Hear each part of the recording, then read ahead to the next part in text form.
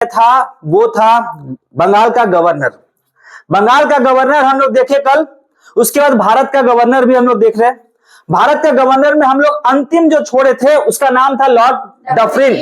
और Lord Dufferin का जो कार्यकाल था वो था 1884 से 1888।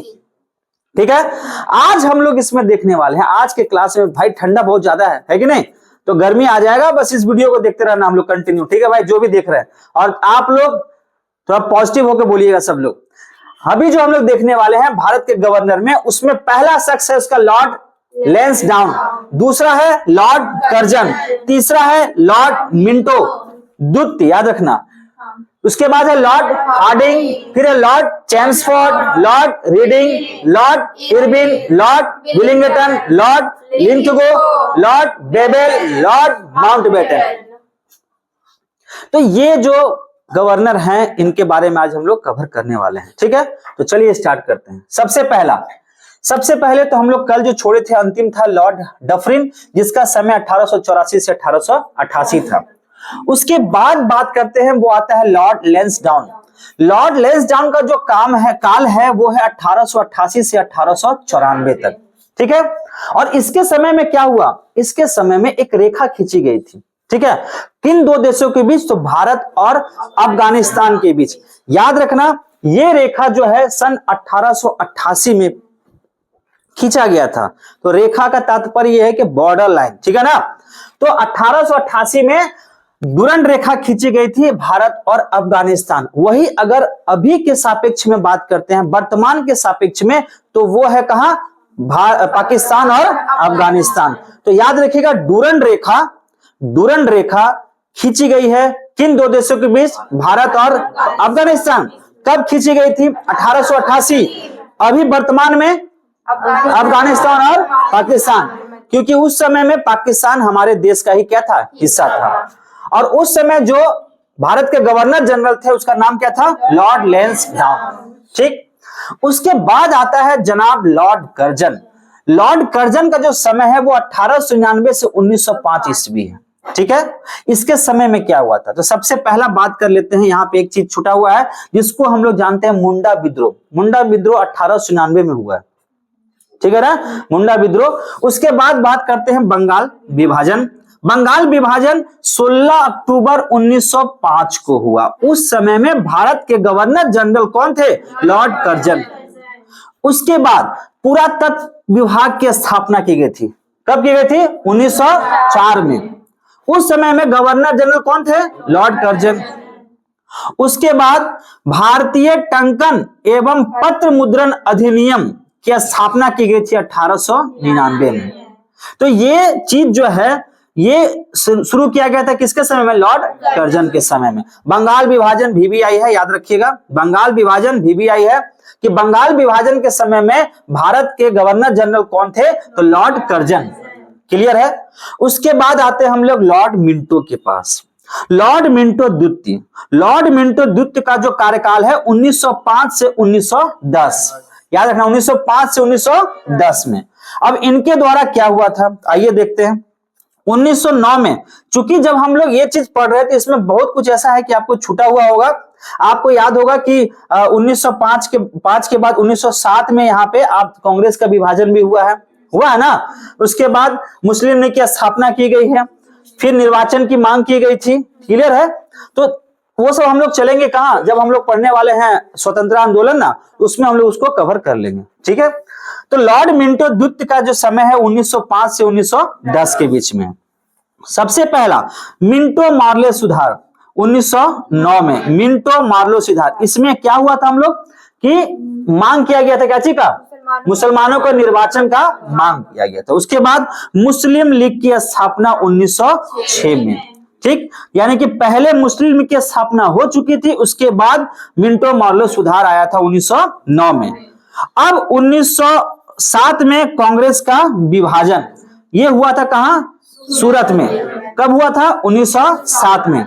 और इसी कांग्रेस का विभाजन में सूरत का जो अधिवेशन चल रहा था 1907 में, इसी अधिवेशन में कांग्रेस जो है वो दो धड़ों में बढ़ जाता है। एक होता है गरम दल और एक होता है नरम दल। गरम दल का जो नेता लोग थे उसका नाम क्या था, लाल बाल पाल। लाल बाल पाल करने का मतलब लाल से लाला लाजपत राय, बाल से बाल गंगाधर तिलक और पाल से बिपिन चंद्र पाल। वहीं अगर हम बात करें जो दूसरा धड़ा था जिसको कहते हैं हम लोग क्या, नरम दल, तो नरम दल के थे गोपाल कृष्ण गोखले, गोपाल कृष्ण गोखले, नाम भी गोपाल और एगो कृष्ण जी गोखले जी, तो नरम दल से याद रख लेना, ठीक है।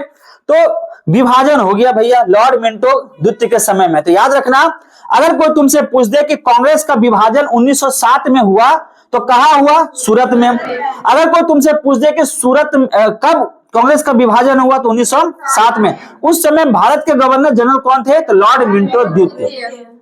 लॉर्ड मिंटो द्वितीय का कार्यकाल कब से, 1905 से 1910। क्लियर है। अब आते हैं लॉर्ड हार्डिंग के पास। लॉर्ड हार्डिंग, लॉर्ड हार्डिंग का जो समय है 1910 से 1916। 19 क्या हुआ, ठीक है ना। हार्डिंग, लॉर्ड हार्डिंग का समय जो है 1910 से 1916। अब इसके समय क्या क्या हुआ था तो चलिए पहले बात कर लेते हैं। आपको याद होगा कि दिल्ली में एक भव्य दरबार लगाया था 1911 में, ठीक है ना। उसमें बंगाल विभाजन को रद्द कर दिया गया था। उसमें जो है कलकत्ता से दिल्ली कहां लाया गया था, राजधानी बनाने का प्रस्ताव पारित किया गया था, है ना। और 1912 में दिल्ली राजधानी बन चुका था।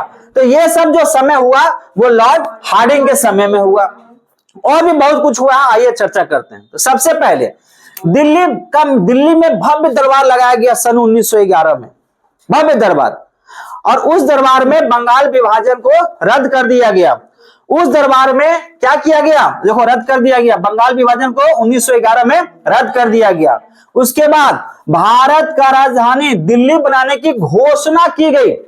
दो चीज याद रखिएगा, अगर कोई तुमसे पूछे कि बताओ भारत को दिल्ली बनाने की घोषणा, स्पेशली दिल्ली को राजधानी बनाने की घोषणा कब की गई थी, तो आप उत्तर क्या दीजिएगा, 1911, ठीक ना।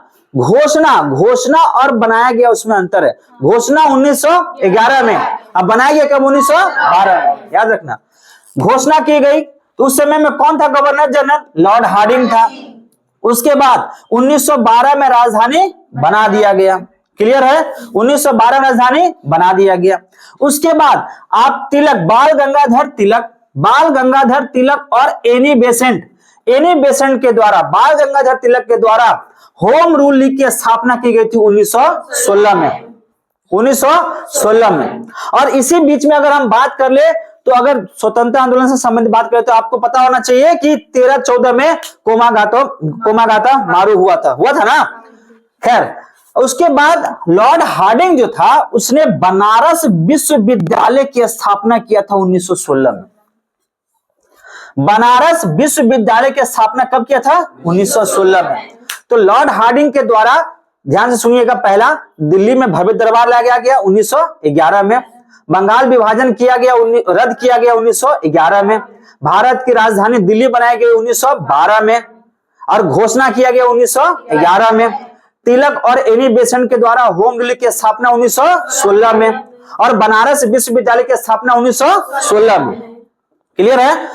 आगे बढ़ते हैं। आगे हम लोगों का है लॉर्ड चैम्सफोर्ड का जो काल है 1916 से 1921, ठीक है। अब इसके समय में भी बहुत जबरदस्त काम हो चुका है, ठीक है ना। तो उस समय में गवर्नर जनरल जो था, आपको याद होगा कि जलियांवाला बाग हत्याकांड, है ना, जो बहुत क्रूर हत्या किया गया था अंग्रेजों के द्वारा, है ना। और ऑर्डर देने वाला कौन था, जनरल डायर। कौन सा डायर, ठीक है ना।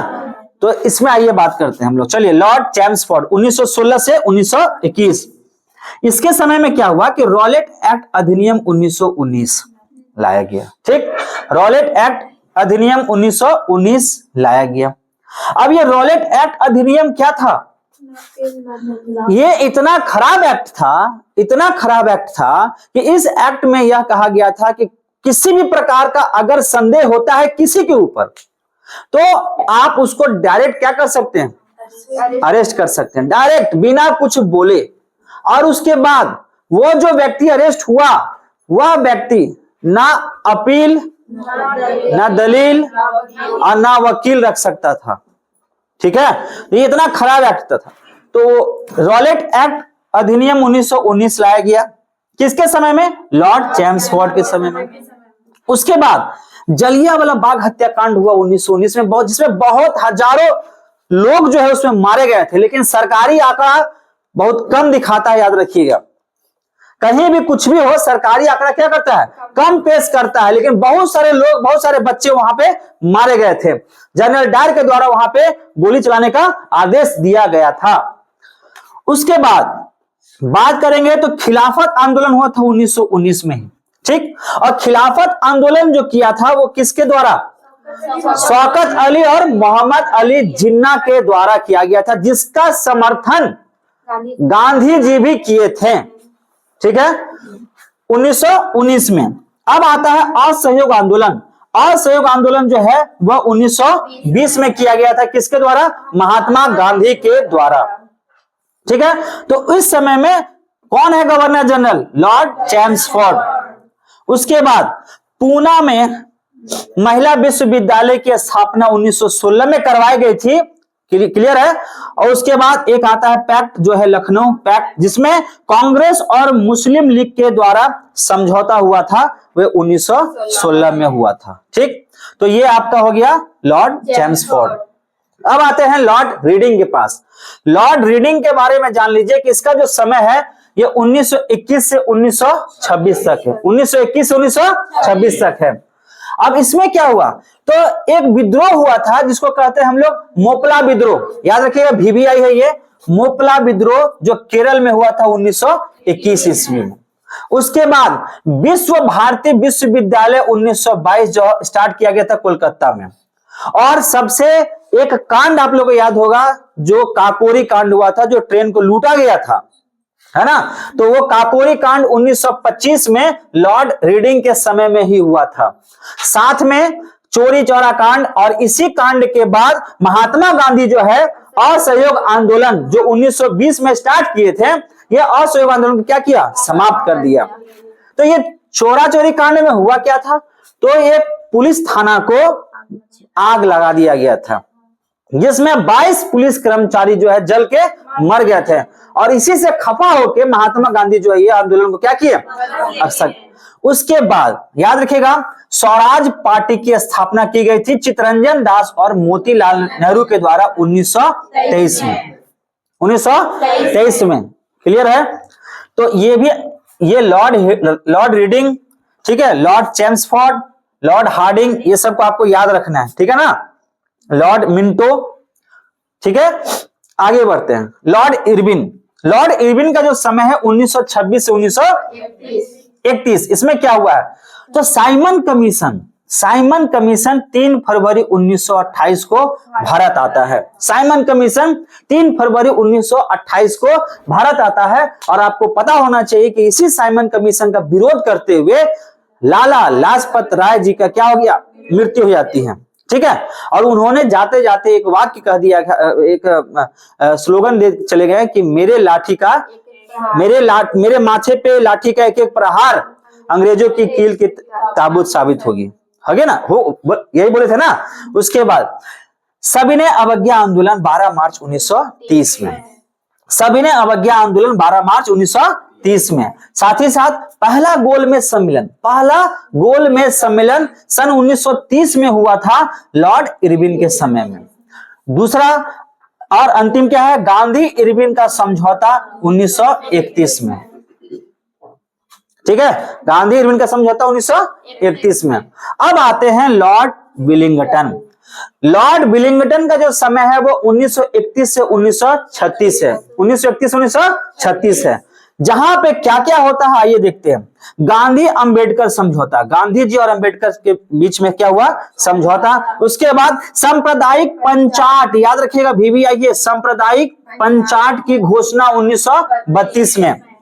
उस समय में कौन था Bharat governor general? Lord Willingdon. उसके बाद जो पहला गोलमेज सम्मेलन हुआ था ना लॉर्ड इरविन के समय में, तो दूसरा और तीसरा, याद रखना, दूसरा और तीसरा गोलमेज सम्मेलन हुआ था लॉर्ड विलिंगटन के समय में 1931 में दूसरा और 1932 में तीसरा। पहला 30, दूसरा 31, तीसरा 32।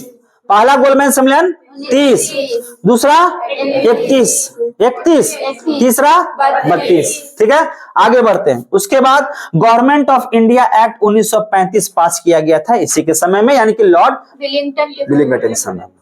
क्लियर है? अब आगे बढ़ते हैं। आगे हम लोग देखेंगे लॉर्ड लिनलिथगो को। लॉर्ड लिनलिथगो, जिसका समय 1936 से 1944 है। 1936 से 1944।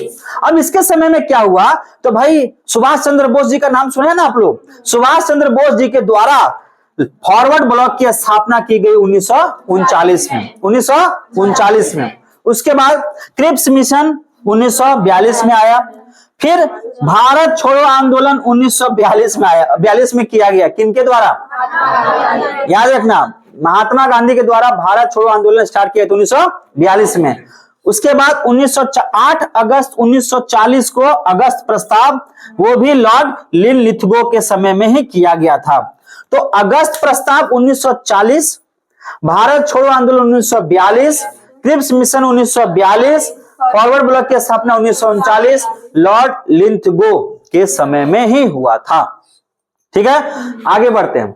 हम लोग बात करेंगे लॉर्ड बेबल का। लॉर्ड बेबल का जो कार्यकाल है वो है 1944 से 1947। और याद रखिएगा 1947 में देश आजाद हुआ, लेकिन आजादी के समय में ये बेबल नहीं था। आजादी के समय में लॉर्ड माउंटबेटन था, इसको बुला लिया गया था। उसके बाद माउंटबेटन को भेजा गया था, बेटन योजना। ठीक है ना। आइए देखते हैं। लॉर्ड बेबल के समय में शिमला समझौता हुआ 1945 में। ठीक है, उसके बाद 1946 में कैबिनेट मिशन प्लान लॉन्च किया गया और 1946 में संविधान निर्माता की पहली बैठक, ये भी VVI याद रखिएगा, संविधान निर्माता की पहली बैठक 1946 में। अब आते हैं लॉर्ड माउंटबेटन के पास। तो लॉर्ड माउंटबेटन 1947 से 1948 था। कहा जाता है कि यह भारत का अंतिम वायसराय एवं स्वतंत्र भारत का प्रथम गवर्नर जनरल था। तो ये लाइन को आप याद रखिएगा।